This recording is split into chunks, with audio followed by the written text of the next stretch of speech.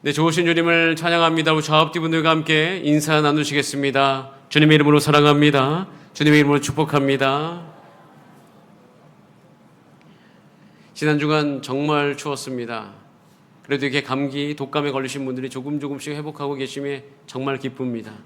여러분 주 안에서 늘 강건하시고 그리고 몸이 혹시라도 아프실 때마다 회복의 은혜를 누리신 여러분 되시기를 소원합니다. 우리가 이 세상을 살아가는 것은 우리 육체를 입고 살아가지만 우리 육체의 그 모든 것이 내 것이 아닙니다. 주님이 우리 안에 거하시고 우리의 몸이 주의 것인 줄 믿습니다. 주님 우리의 몸 가운데 역사해 주시고 늘 예수 그리스도를 모시는 삶을 살아갈 수 있도록 주여 도와주시옵소서. 이 은혜가 여러분 가운데 날마다 있기를 기도합니다. 오늘 함께 읽은 본문으로 곧 이룬 줄 알라라는 제목으로 하나님의 말씀을 나누겠습니다. 모든 것은 끝이 있습니다. 역사는 돌고 도는 것이 아니라 시작이 있고 끝이 있습니다. 여러분 지금도요 시작이 있고 무엇보다도 끝이 있다는 것에 집중하셔야 됩니다. 그런데 그 끝이 때로는 내 시대, 내가 지금 육체를 입고 살아가는 그 시대 가운데 이루어지지 않으니까 그것을 잘 느끼지 못하고 영향력이 없이 살아갑니다. 여러분 끝이 있다는 이 사실에 대해서 사람들의 반응은 두 가지입니다. 한 부류는요 신경을 전혀 쓰지 않습니다. 왜냐하면 그 신경 쓰는 것이 내 인생에 아무런 상관이 없고 무엇보다도 효율적으로 여겨지지 않기 때문이죠. 자, 그런데 어느 부류는 예수님의 말씀을 듣고 끝이 있음을 알고 거기에 집중합니다. 그리고 내가 지금 살아가는 것이 그때가 언제 있는지 상관은 없으나 내가 끝이 있다는 사실로 말미암아 오늘 내 삶을 잘 준비하면서 살아가는 분들이 계십니다. 저와 여러분 우리가 가끔씩 우리 인생을 살 때마다 힘이 들어서 끝이 언제 있는가, 특별히 교회에서 예수님 믿는 사람들은 그런 것에 관심이 참 많습니다. 그리고 사회적으로도 지금 유튜브에 보면 그런 이야기를 하는 분들이 꽤 있습니다. 너무 답답하고 현재의 삶의 동기를 찾기 위해서 그때는 물어보는 것 이해는 합니다. 왜냐하면 제자들도 그랬기 때문이에요. 마태복음 24장 3절에 제자들이 예수님께 물어봤습니다. 감난산에 앉으셨을 때에 조용히 와서 이르되 주님 우리 가운데는 좀 말씀해 주세요. 어느 때 이런 일이 있게 싸웁니까? 때를 물어봤어요. 근데 그 질문에 대해서 예수님께서 답을 이렇게 하십니다. 24장 5절 같이 한번 읽어보겠습니다. 시작. 많은 사람이 내 이름으로 와서 이르되 나는 그리스도라 하여 많은 사람을 미혹하리라. 때를 물어봤는데 때에 대해서는 답을 하지 않고 미혹이 있겠다라는 말만 하십니다. 혼돈스러운 상황이 있을 거야. 근데 그때는 답을 하지 않습니다. 그래서 우리는 그 혼돈 속에 있을 때에 기억해야 될 것이 있어요. 예수님께서 그때는 모른다고 하는데 그리고 끝은 반드시 있다고 하셨는데 한 가지 중요한 사실을 또 말씀합니다. 그것이 뭐냐면 따라하겠습니다. 아직은 끝이 아니다. 아직은 끝이 아니에요. 그러니까 끝은 언젠간 반드시 오는데 그 전날이라 할지라도 끝은 아니잖아요. 그러니까 끝이 아니다. 오늘이 끝이 아니다라는 것에 집중해야 된다라고 이야기하시는 거예요. 왜냐하면 그 끝이 있다는 이야기로 혼돈을 주고 미혹하는 사람들이 있어요. 자, 그런데 그런 혼돈과 미혹이 있어요. 그래서 우리가 이 시대의 현실적인 감각을 다 떨어뜨리는 경우가 있는데 그 안에서 우리는 예수님 말씀을 잘 들어야 됩니다. 그렇게 혼돈이 있고 미혹이 있을 때 오히려 집중해야 될 것은 언제 그때가 있는지 집중하는 것이 아니라 우리가 무엇에 집중해야 될지가 마태복음 24장 12절에 정확하게 나와 있어요. 자, 우리 같이 한번 마태복음 24장 12절 말씀을 읽어봅니다. 시작. 불법이 성함으로 많은 사람의 사랑이 식어지려. 불법이 성하고 사랑이 식어진다는 거예요. 우리가 반응해야 될 것, 끝이 있다는 그 사실 때문에 우리가 반응해야 될 것, 미혹이 올 때 반응해야 될 것은 불법이 행해지는 것에 반응해야 돼요. 사랑이 식어지는 것에 반응해야 됩니다. 내일이 끝이라 할지라도 오늘 우리는 그럼 어떻게 살아야 되는가? 의롭게 살아야 되는 거예요. 사랑의 흔적을 남기면 살아가야 되는 거예요. 예수님께서 그 끝이 온다는 걸 안다. 그런데 그 끝이 있다는 사실을 알면 알수록 우리가 집중해야 될 것은 그 끝이 언제다라고 이야기하면서 미혹하고 혼돈스럽게 하는 것이 아니라 그 끝이 있다는 사실 때문에 오늘도 우리는 의롭게 살아야 되고 그 끝이 있다는 사실 때문에 우리는 오늘도 사랑의 흔적을 남기면서 살아야 된다라고 말씀하시는 거예요. 그래서 의롭게 행하고 사랑의 흔적을 남기는 그 사람들을 향하여서 예수님께서 24장 13절에 이렇게 말씀하시는 거예요. 자, 24장 13절 자, 같이 읽어봅니다. 크게 시작. 그러나 끝까지 견디는 자는 구원을, 끝까지 견디는 자가 뭐냐면 의롭게 사는 자들이에요. 오늘도 내가 사랑의 충만함을 입어서 사랑하는 자들이에요. 끝까지 견디는 자들의 특징이죠. 자, 그러면 이렇게 끝까지 견디기 위해서 어떻게 해야 되는가? 그것을 말하는 본문이 오늘입니다. 여러분, 오늘 설교가 아주 짧습니다. 왜냐하면 뒤에 보고 예배 드려야 되기 때문에. 그래서 뭔가 설교가 훅훅 나가는 것 같은 느낌이 들죠? 반 왔습니다, 벌써. 잘 들으셔야 됩니다. 예. 지금부터 매우 중요합니다. 끝까지 견디는 방법이 있어요. 자, 33절 말씀을, 오늘 본문 시작이죠. 24장 33절 같이 읽습니다. 시작. 이와 같이 너희도 이 모든 일을 보거든 인자가 가까이 곧 문 앞에 이른 줄 알라. 우선은 끝은 아니지만 항상 우리의 삶 가운데 예수님이 문 앞에 이른 줄 알아라 라는 것이, 이 긴장감을 가지라는 거예요. 근데 왜 이 긴장감을 가져야 되냐면 오늘 본문 34절과 35절에 보면 예수님께서 이 말씀하셔요. 내가 진실로 너희에게 말한다. 이 세대가 지나가기 전에 내가 말한 것이 다 일어날 거다. 더 분명하게 이야기한다. 천지는 없어지지만 내 말은 없어지지 않는다. 반드시 이루어진다는 거예요.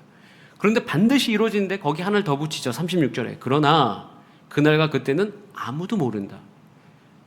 여러분, 이거 정말 가끔씩 제가 처음에 이 말씀 묵상할 때 미칠 노릇이었어요. 이유는 뭐냐면 반드시 말씀드려야 되는데 몰라.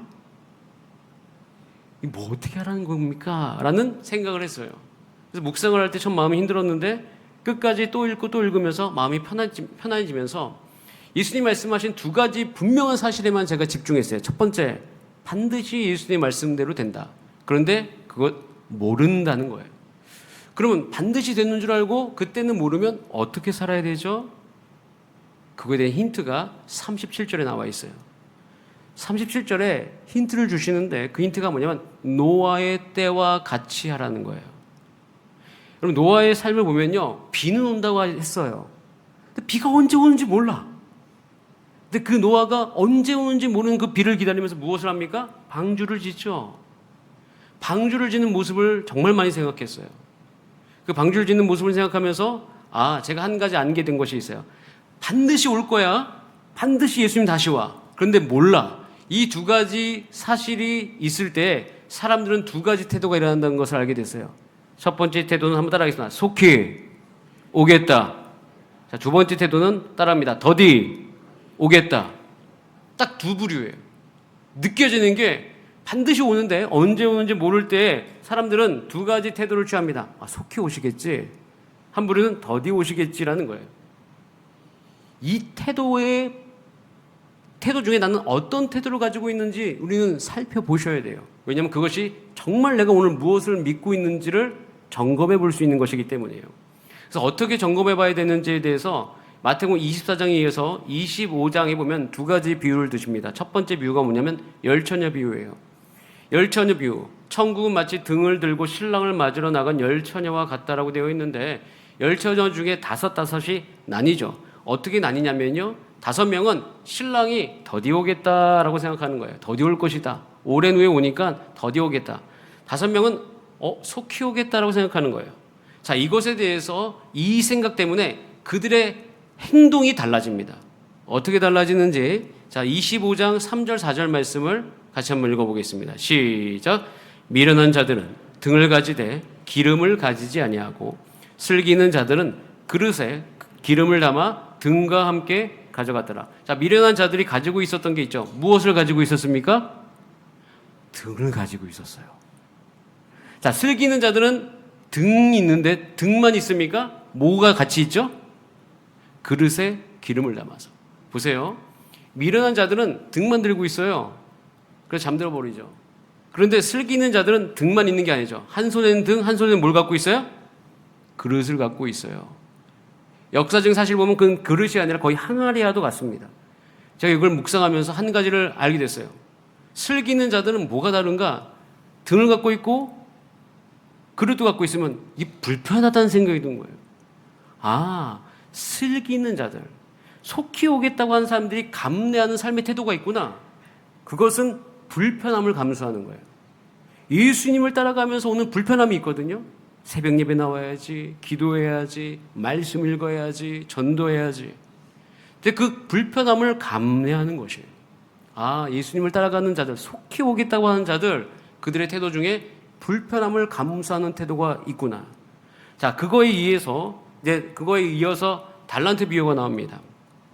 어떤 사람이 타국에 갈 때 그 종들을 불러서 자기 소유를 맡긴 것 같다라고 천국을 이야기하면서 재능대로 5, 2, 1 달란트를 주고 떠납니다. 그런데 여전히 그 주인이 어떻게 되냐면 25장 19절을 잠깐 비춰주시겠습니까? 자, 25장 19절에 있는데 주인이 돌아오는데 언제 돌아옵니까? 오랜 후에. 이게 항상 변수예요. 오랜 후에. 그렇기 때문에 이 오랜 후에 오는 것 때문에 태도가 오늘 달라지거든요. 그러면서 5달란트 받은 사람은 5달란트를 남기고 2달란트 받은 사람은 2달란트 남기고 1달란트 받은 사람은 어떡하죠? 묻어둡니다. 자, 오랜 후에 주인이 돌아옵니다.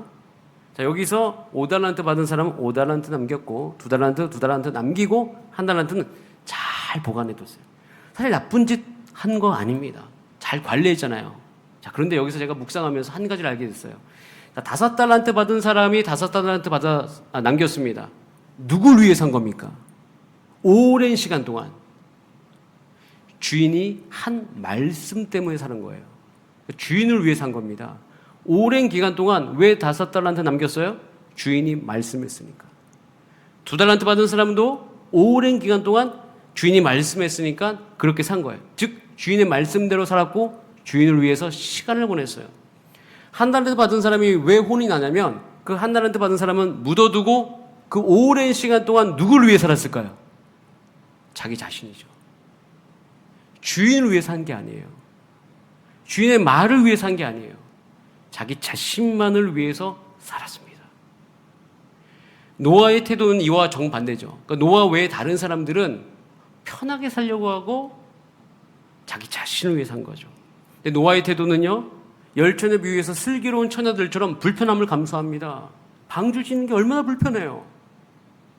달란트 비유의 그 5달란트, 2달란트 사람처럼 자신의 모든 시간을 하나님 말씀 때문에 살아갑니다. 그런데 오늘 본문 보면 38절에 이렇게 되어 있어요. 홍수 전에 노아가 방주에 들어가던 날까지 사람들이 먹고 마시고 장가들고 시집가고 있다라고 되어 있어요. 미련한 처녀를 갖지 않습니까? 편함만을 강조하고 1달란트 받은 사람처럼 자신만을 위해 살아가는 거예요. 이렇게 살아가면요, 불법이 성한 것이에요. 자기 자신만을 위해 살기 때문에 의로움이 사라져가는 거예요. 사랑이 식어져요. 굉장히 이기적이다라는 것이죠. 그래서 예수님께서 말씀하셔요. 너희가 끝이 있다. 그런데 언제 오는지 모른다. 그런데 이 안에서 우리가 가져야 될 태도가 무엇인가? 깨어있으라, 준비하고 있으라고 말씀하신 것은 불편함을 감수하고 주인을 위해 살아라는 것이에요.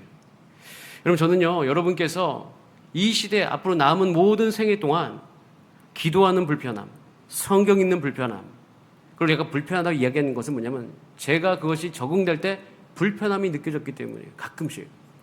교회를 섬기는 삶, 그리고 저도 한계가 있는 사람이기 때문에 관계 안에서 여러 상황 속에서 수년 동안 훈련되어 왔어요. 왜 그렇게 했어요? 예수님 말씀하셨기 때문이에요. 여러분, 우리는 이 시대 가운데 하나님 나라와 세상의 나라는 충돌합니다.